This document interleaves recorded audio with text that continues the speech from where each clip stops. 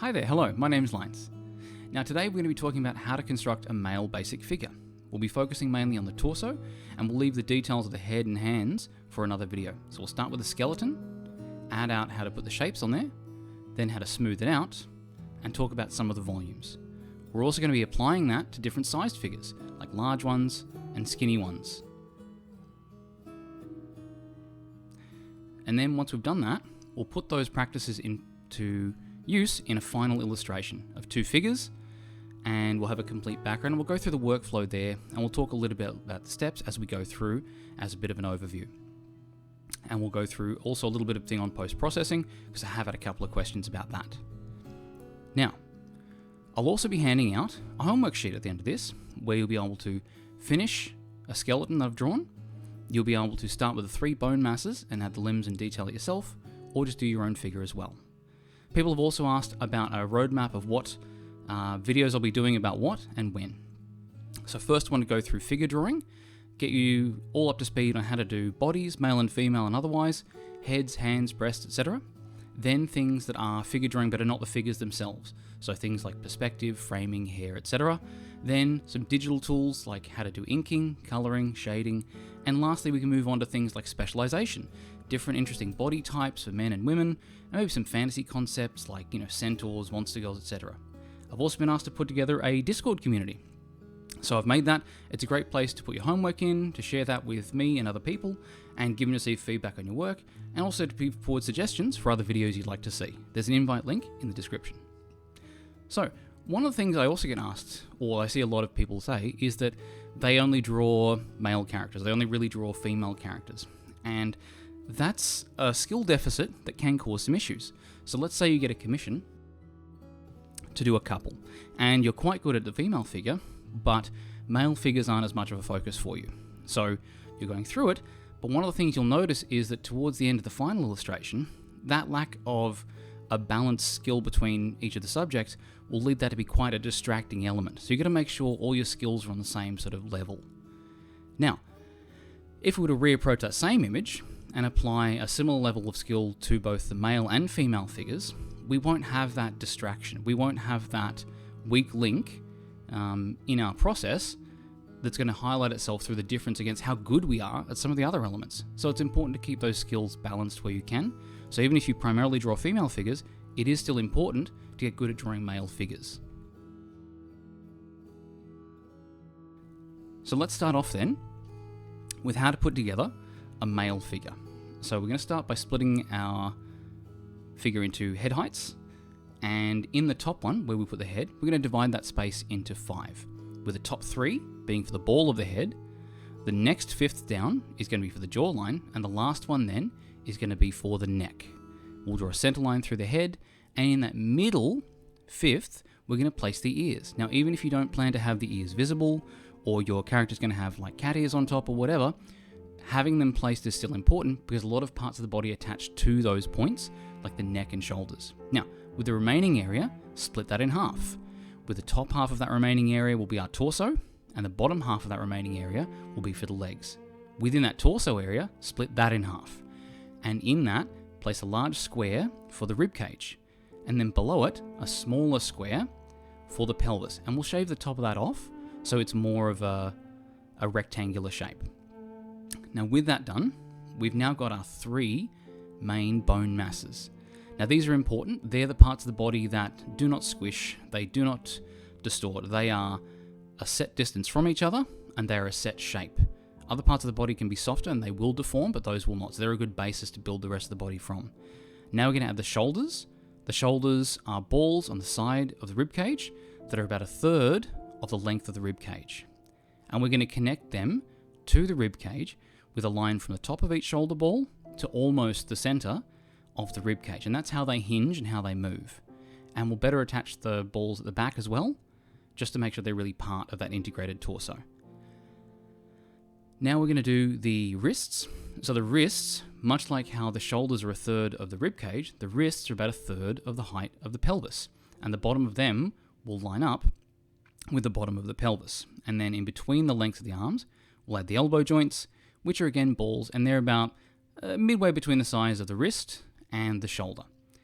We'll get a division of the forearm into thirds, and we'll use that to define the length of the trapezoid for the palms. Now with that, we've got the upper body mostly sorted. We can move then on to the legs. So draw out 2 lines for your legs, and just above the ground, add the balls for the ankles, and then halfway up, add the balls for the knees. Now the balls for the knees, since they're a large joint, they're going to be the same size as the balls for the shoulders. And for the length of the foot, from the side, it'll be the same as half the length of the shin. And then shape the foot by breaking it into eighths and putting a slant in the top 2 quarters. And that way you'll have a solid part for the foot to attach to, a slant down for the bridge of the foot, and then a squarer section to break into toes later. And then when viewing the foot from the front, it'll be half as wide at the ankle as it is at the broadest part of the end of the foot. So those are our 2 ways of shaping the foot. So now we'll just clear a bit of this up because it's getting a little cluttered. I'm working a bit heavier there so it's more visible in the video, but you don't have to work this heavy. Now the next thing to do is we're going to connect the neck, or to connect the head to the torso with the neck, and you'll notice that the muscles for the neck connect from the base of the ear down to that point where the collarbones join. And we'll add then some muscles around the side there based on the build to connect the head with the body. If they're a very slight figure, they'll have a narrower neck and smaller muscles beside it, but this one's going to be fairly muscular, so I'm making them fairly big. Now, one of the most important parts, split the torso area into thirds. The top third is for the pecs, the middle third is where the abs go, and the bottom third is going to be the pelvis. And on the top of that bottom third, on that line is where the navel will go. So now that we know where the pecs are, we can split them out. They'll fall along that line, and then they'll curve up towards the bottom of that shoulder ball on each side. Now what we're going to do is we're going to draw a line from the top of the shoulder ball down to the navel, and along those lines is where you'll put the nipples. Now this is important because the nipples are actually a fairly important anchor point for other construction. So draw a line down from the nipples all the way down across the stomach and down into the crotch. That band there will define the area in which the abs go. So you can see if we divide that area there in the ab space, that strip into 6, we now have placement for where the abdominal muscles sit. So with that, we can then move on to connecting up the nipples. So draw lines from them down to the corners of the rib cage, and that'll mark out where those zigzaggy ladder muscles go on the sides then of the chest. And from the bottom of those, we can then draw lines down to connect up to the pelvis. Now, if it's a very muscular figure, you'll get a sort of bulge there above the pelvis. And with that done, we can then start thinking about how to divide up the pelvis. So thinking of the pelvis as sort of a rounded, sort of squarish melon shape, make 2 chops into it to make the points where the legs will come out of it. We will differentiate from that. Now, if this is being viewed from the side, those chops will make sort of circular shapes because we're not going exactly front on with this one. So then we can add the thighs. Now remembering that the thighs on a male character, they'll come out for the first 2/3 of their length and then come in for the last third of their length, and then leave a little bit of the shape of the ball of the knee. For a male figure, you want to have strong musculature showing, and you also want to have bone coming through, strong bone shapes. And in line with that, we're going to put the 2 diamond shapes on the tips of the knees to show those kneecaps. Now with the calves, we're going to have them widen for the first third and narrow for the next 2/3, but remembering the front of the shin is a flat surface and it doesn't bulge. Then we've got the ankles. We're going to leave the bulge there for the ankle as well, and then we're going to divide up the foot. So 1/3 of the front of the foot is the big toe, and the remaining 2/3 we break up into the 4 little toes. Now, we'll come back up and look at the shoulders now. So we're going to draw a line from the middle of the collarbone down to the bone past the shoulder, and this is going to help us define those muscles that come over the shoulder. Now for the upper arms, you've got a lot of differentiation you can do here. You can do it a lot narrower if you want, but you can also do it sort of more bulgy if you want a more muscular figure. That's one of the parts that'll really vary depending on the kind of figure you're drawing. And on the elbows, just like the knees, if you have an elbow bone coming out, add that diamond shape to show that bone jutting out. And then we can add some just simplified details to the hands. So an easy way to do a simplified, just get the volumes right on where the hand will go, is mirror the palm up again, divide it into 4 for the fingers, put a little bit out to the side, a little triangle out to the side, and put a bit on the end for a thumb. And lastly, give the fingers a bit of shape, and there you have a fairly straightforward mark out of where to put the hand. And you can fold that up and roll it up and make it into just a sort of hand shape. We are going to be going in depth on hands in a later video, so for now we're going to get the right volumes right, so that later on when we come back to this, we can do those details correctly as well. So with that, we're going to go and talk a little bit about how to do the back of the figure. So the outline of the figure will be basically the same, front and back. So the head, break up the head space into fifths, top 3 spaces for the ball, next one for the chin, next one for the neck. With the remaining space, split it in half. The top half is the torso, the bottom half is the legs. Same as last time. Within that torso space, the top half of that is a big rounded square for the chest, and a smaller flattened rectangle for the pelvis. And then the arms come down with the shoulders, which are a third the height of the rib cage, etc. And we're following the same process just to make the vague outlines there. Now what we're going to do that's different though, is we'll be doing the back muscles. So back muscles are something that people don't draw terribly often. I know I don't, but it's important to be able to do them well enough for when you do draw them, that they won't detract from the rest of your image, that they won't be a sort of weak point in what you can do that lets down the rest of your composition or the rest of your comic, etc. So with that then, we'll get the basic shapes right, leaving a bit of bulge for things like the knees and the ankles, and getting the shapes right for the arms. So again, the upper arms have that bulge, the forearms widen for the first third, narrow for the next 2/3. We can then add the ears in, because the muscles and everything will connect up to the point behind the ears, so they're a really good point. Now, we're going to mark out a dot in the center of the rib cage at the back, and we'll draw lines up to the top of those shoulder joints. Halfway along those lines, we're going to make some bulges up and down for the muscles and around the shoulder blades.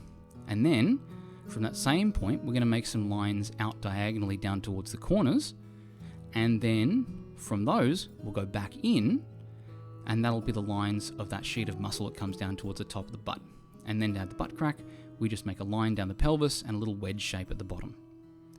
And so that's the male figure there. Now where we've got this is a bit sketchy, but we can use that as the basis then to go over and do the line art. Now, we'll do just a sketchy line art here, and what we want to do is decide what parts of it we do and don't want to detail.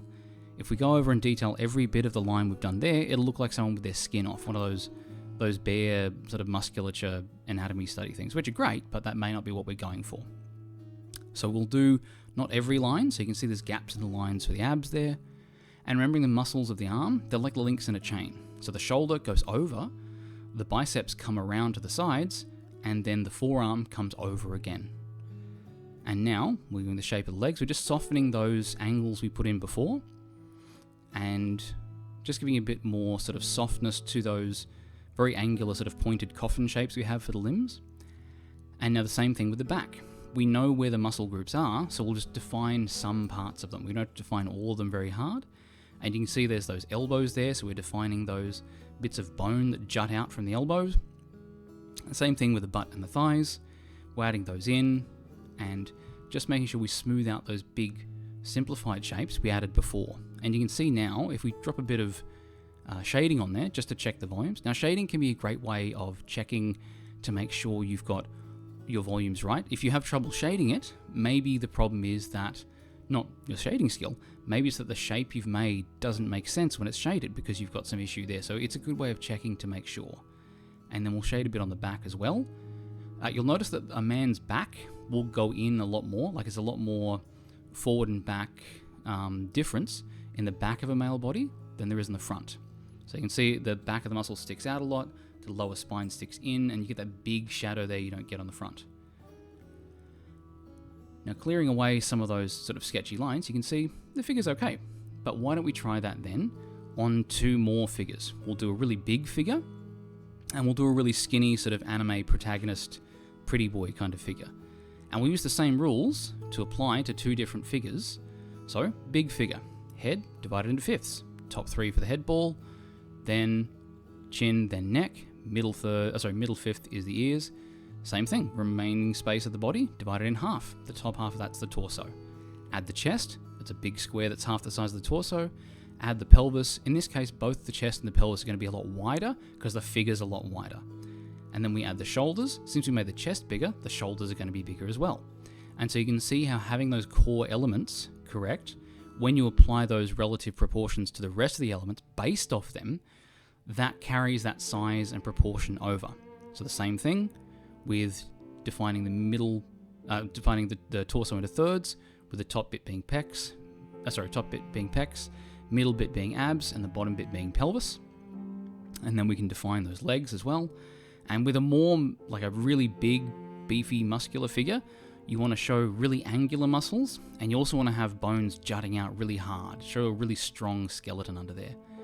And then following the same construction, we'll end up with a really muscular figure. But now, if we follow the same rules to make a really narrow figure, so we do a narrower chest, a smaller chest, and we again make the shoulders, connect them up to the chest, make the wrists, make them even with the height of the bottom of the pelvis, and same thing with the legs there. You can see already, even though we've followed the same rules, we're getting a much slimmer figure, but all the parts of the body are consistent with that. So we can then mark out the sections of the torso, we can mark out then the shapes of the limbs. Same rules will apply, but more subtly. So, like for instance, the thighs will still widen for the first 2/3 and narrow for the last third, but it'll be a much more subtle thing. And it's important to remember that with a figure that's got more subtle details, those subtleties are more important because you don't have as much shape to communicate with. And now on the male giant figure here, we're really going to dig those defined muscles in. We're going to dig in all of them. We're not really going to miss much because we want this figure to be all about that overt musculature and size. And so we're really going to pronounce those jutting out bone bits for the knees. We're really going to pronounce those jutting out bone bits for the ankles. Whereas then in contrast, for the smaller slice figure, we're not going to do line art for all of the lines we've put in constructing them. We're just going to imply them. So for things like the abs, we've just put a bit of line to imply some of them. We're not going to do the full big diamond shape for the knees. We're going to do more subtle communications of shape. And now, you can see there what we've got is the same principle, the same method applied to different size figures, and it's very consistent. So long as you base each piece on the pieces you've already drawn, they'll be the right size relative to the figure. So if you do a large rib cage, you'll end up doing large limbs relative to that large rib cage, and that'll extend its way all over the body. So that's how you can make it more consistent. And it's also how you can go through and check it. So maybe you're not sure why the shoulder doesn't look right. You can then look at that, knowing how they're constructed, and see if maybe you can construct it differently to have it look more correct. Now, after the last couple of videos, people have asked me to go over what brushes I use. They're all very standard brushes with one exception. I have one custom brush I use, which is a brush that works like the hard round brush with heavy pressure and the standard blender with light pressure. I just made it so I didn't have to switch between the two. That's all it really does. So it can be handy for when you're wanting to move tone around, put it in without having to switch between them, but I should just use the keyboard shortcuts, but yeah, I just made it so I could save myself the time on that. It works quite well. It's modeled after the one in Paint Tool Psi, which is probably one of the best brushes I've seen. Now, the next brush I'll use in this is just the hard round brush with opacity based on pressure. That's it. The next one I use is the same brush again, but with smoothing turned up all the way.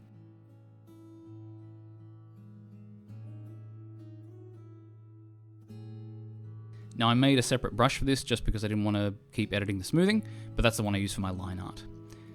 Then I use just the pen tool. This one, I only really use it for filling in gaps when I'm doing my color flats, just because it doesn't leave any opacity. It's just a nice big solid hard bit of color to drop in there when I'm doing those big hard bits of color for my flats. Lastly, the brush I use is, so I'll put in some hard round brushing here, is just the standard blender. This is the one that comes with Clip Studio. There's equivalent to this in Photoshop, Psi, and all the rest of them. It's just a standard sort of blending brush. Pressure blends more, size blends over a bigger area, and that's it. So I'm just using standard brushes for this.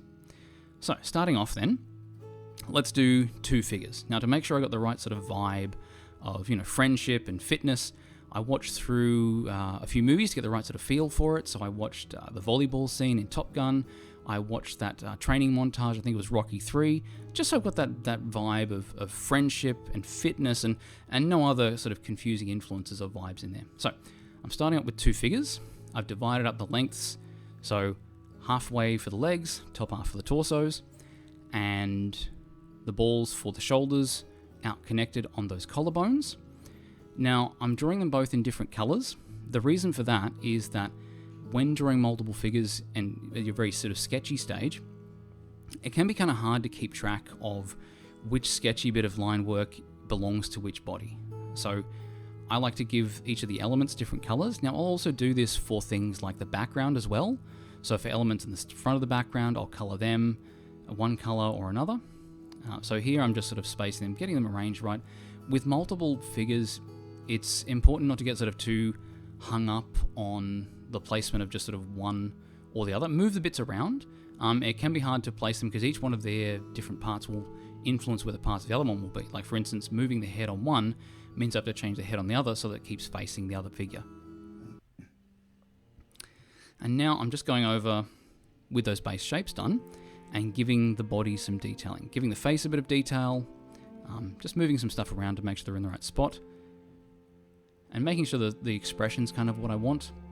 And then marking out those. So I've got the pecs in that top third, I've got the abs in that middle third, and then the pelvis in the bottom part there.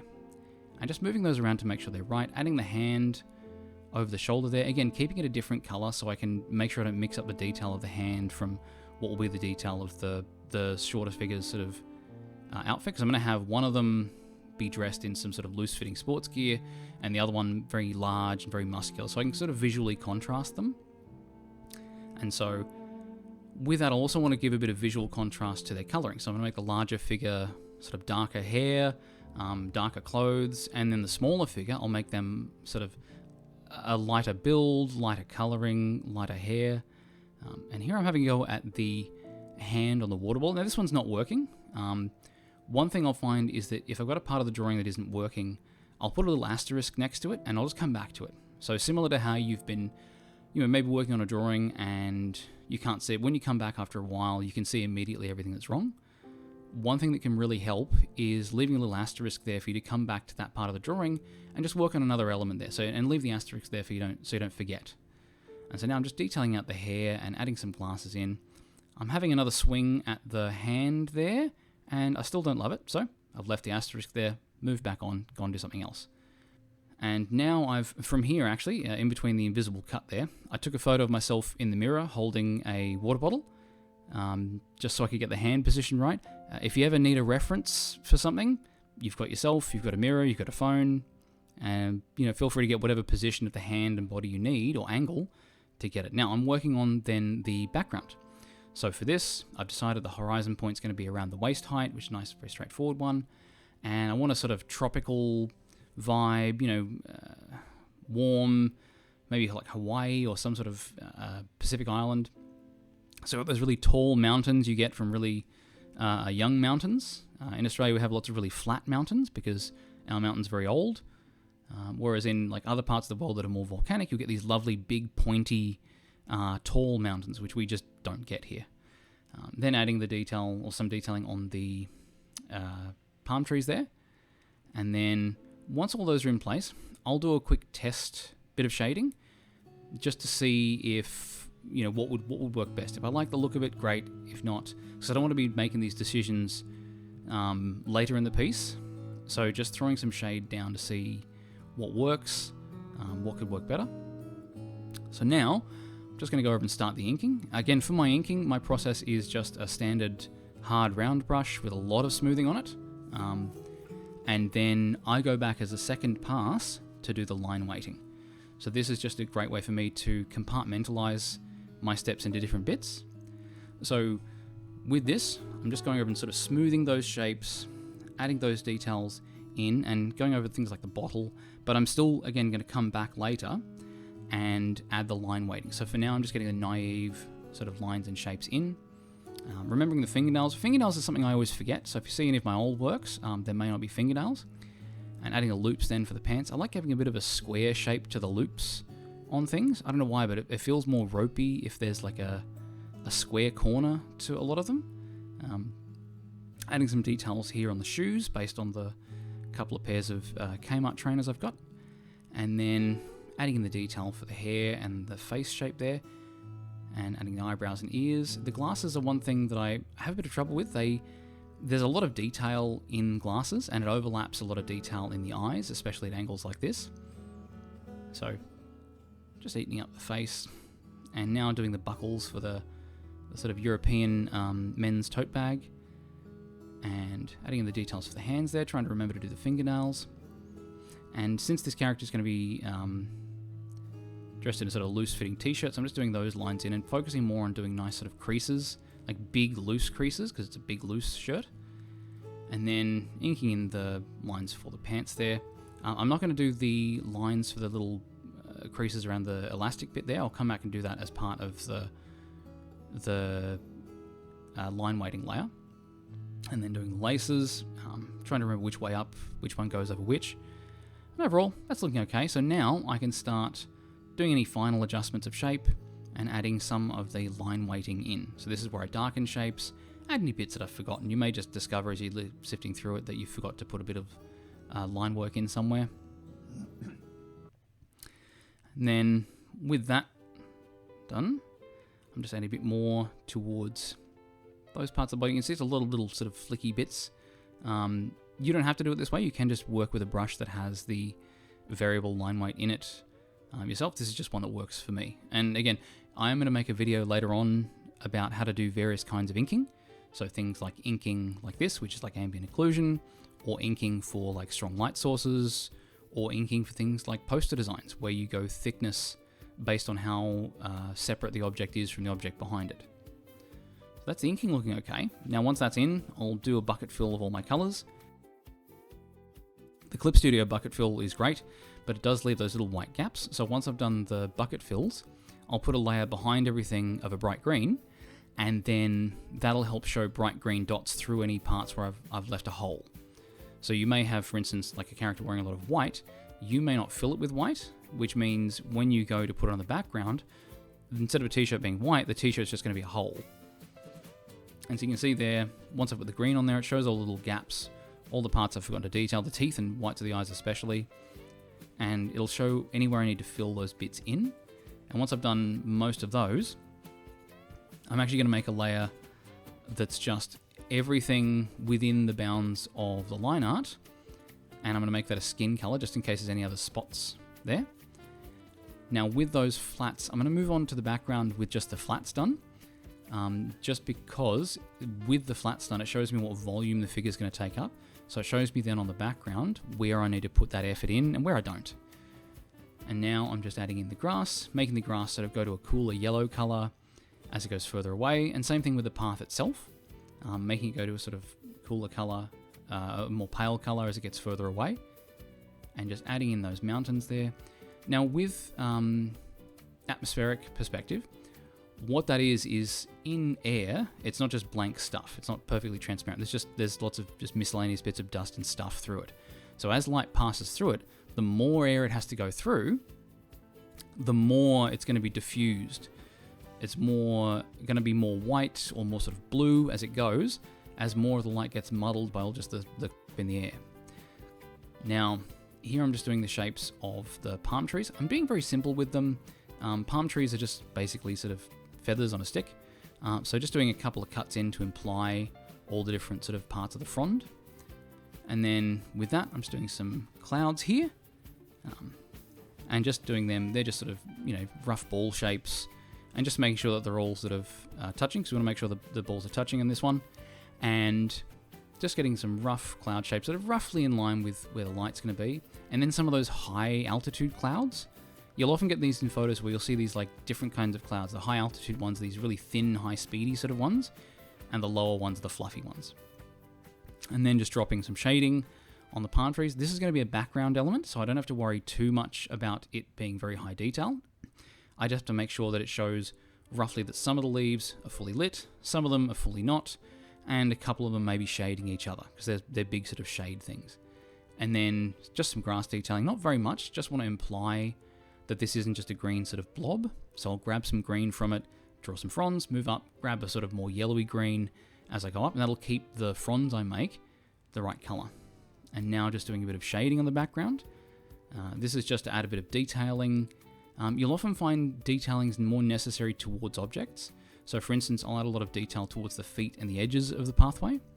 And I've added another big shadow there to break up that sort of big empty space behind them. You know, maybe it's a palm tree, maybe it's a bench, building, it doesn't really matter. I just wanted a big shadow there to break up that big uninterrupted section of pathway. And now I'm just going to tune the color of that background shading layer.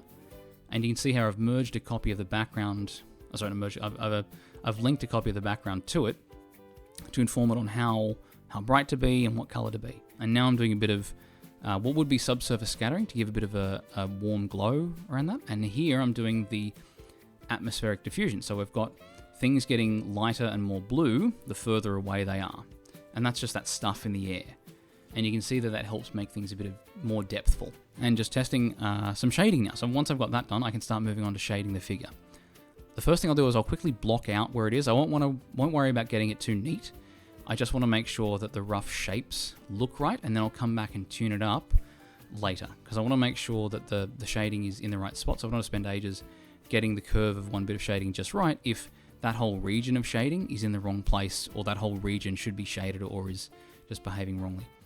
Now the other thing I've done here is I've copied the flats and I've made a clipping mask of them to the shading layer, and I've set that to lightness or luminosity. What that means is that if the flats I'm working on are a dark color, that'll darken my shading. If they're a light color, it'll lighten my shading. Because otherwise, if you're shading with multiply and you go over something black, it'll barely change at all. Whereas if you go over something white, it can be an overpowering bit of shading. So it's a good way to get a shading layer that will almost automatically give you a better shading level. And so here I'm just detailing in the shading on the chest and tuning in some of those colors and using that blender I spoke about. So I'll quite often sort of do a big chunk of tone in, I'll carve it away with the eraser or just making the brush into an eraser, and then maybe I'll smooth some parts of it out. And so that'll give me those defined shapes there. So for the shine then on the bottle, one thing to remember with shiny objects that are rounded, you add more of the shine details towards the edges, not around the middle. And then just doing some shading for the hair. I'm doing a few bits of shading on top of the hair on both the characters, just to sort of imply those sections of hair where I haven't done black line art. So that can be a good way of implying more detail than you're actually going to be putting in. And so then doing a bit of shading on the face of this figure and focusing more on my drop shadows. So you can see the biggest shadows there are the shadows cast by things like each of the characters' chins, or in the muscly figure, the shadow cast by their pecs, or in this one, the shadow cast by the edge of the sleeve.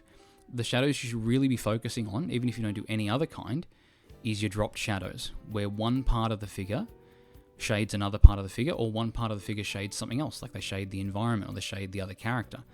Those shadows are a really great way of connecting parts together, either connecting the character with the environment by dropping a shadow onto it, or connecting the character with another character. So in this case, I've got some shading cast by the character in the white shirt over onto the larger character, and that sort of helps visually connect them both. And then and you'll see here, I'll also send the legs that are closer together, I'll send them back by doing a big chunk, just shading them completely. Now, in real life, you wouldn't necessarily get that clear distinction of this much shading on one leg and not the other, but it's a great way you as an artist can use it to separate the planes and move one leg back so they don't look like they're flat against a bit of glass. And you can still, like here, I've got an extra layer of shading I do just to add detail into already shaded areas. So you can see the legs are already completely shaded, but I wanted a bit more detail. The shirt here is already completely shaded, but I wanted a bit more detail in those darkest spots, so I can then still have some depth in those shaded areas without having to sacrifice that big way of blocking some shading areas in. And now I'm just tuning that shading layer. We're approaching done with this. We're getting towards the end of it. The shading's largely done. Now I'm just going to do some reflected light, just some blue off the sort of the sky and environment in general. It's always sort of best to do your reflected light against your shading. Doing it over your lit areas of the body won't really do anything. So it's best to focus on putting them on areas of the figure that are already shaded, because you can contrast that. And now doing a bit of skin tone variation, just doing a layer with some big soft airbrush and some red, just to give them a bit of blush, a bit of variation to skin tone, so they don't look like they're made of plastic. And then lastly, a sort of rim shine layer, because they're in full daylight, so I want a bit of a bright shine coming off one of them, coming off the figure. So I'm just putting that through there, erasing some of it out, adding some shine to some of the metallic and small objects. And what you can do is, instead of trying to get it right as you lay the shine down, lay it down and then go over it with a soft eraser, and that'll really control that. And now I'm just adding a bit of hair to like things like the jaw and the chest, and a bit of a snail trail coming up there from the trousers. And a bit more on the bottle, and since the bottle's a shiny object, I gave it a bit more. Anything metallic or glassy, you want to add a lot of shine, ideally to the edges. And then a bit of glow coming from behind. And next thing is softening the line art. So what I mean by softening the line art is, the line art's normally black, I'm going to make it a softer color. So I'll put a layer on top of it that's a sort of red color, and then I'll also make a copy of the flats, and I'll use that to give it a bit of color relative to what part of it is. Next thing is to do a bit of an overlay to give it a bit of an environmental feel. So what that is just a regular layer, big yellow blob where there's highlight, and blue where there's not. Set it to overlay and minimize it. Now the next thing is how I do my subsurface scattering. I'll make a selection based on my shading, then I'll make a new layer and make an alpha mask out of that selection, and anywhere I paint will only show up where there's shading. This is especially good for your subsurface scattering because it's the light that comes back out of the body in a shaded area. Now last thing is giving everything a bit of a glow. So I'll make a merged image of the entire thing so far. I'll blur it, I'll adjust the levels and essentially deep fry it, and then I'll put that over the top as screen. And then after that, the next thing I'll do is overlay a gradient map, and then I'll set that to color and just lower the opacity. And that's it, it's done. So we've now got our illustration of two figures. They communicate very well as being male figures. We've got the shading done, and it's worked out okay. So this is what we've ended up with. Now ideally for a situation with two characters and you want to promote some sort of intimacy, you'd have a more cropped in image, but this is for showing the bodies. Now, so the next thing would be to have a look at your homework sheet. So I've put the homework sheet and link in the description. The first one is to finish the figure where I've already drawn the skeleton. The next one is to add the arms and legs and put the details over them. And lastly, do a figure or two of entirely your own creation. So remember to post that one in the Discord and share it with the other students and with me as well, and we can see how well you're doing. Or you can also raise any challenges you've been facing with it and ask any questions. We'll be glad to help you there. So that's it. Thank you very much for your time. You have a great day, and I'll talk to you again soon. You have a good one.